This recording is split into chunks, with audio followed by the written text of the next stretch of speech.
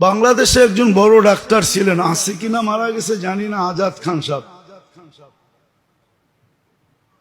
বার্ডেম যিনি বানাইছিলেন ইব্রাহিম সাহেবের একমাত্র মেয়ের জামাই।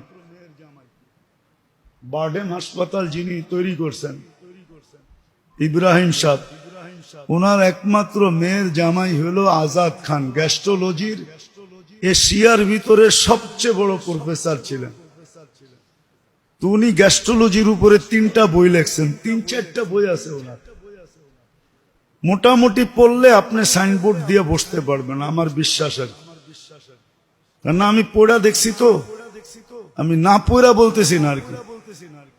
ওই যে আমগো ডাক্তার হাসতেছে, আমি পড়া বলছি, নাহলে আমি নাম বলবো কিভাবে? মোটামুটি আপনি সাইনবোর্ড টানায়া গ্যাস্ট্রোলজির ডাক্তার হিসাবে বসতে পারেন। এই জন্য কি আমি সাইনবোর্ড লাগায় বসতে পারবো?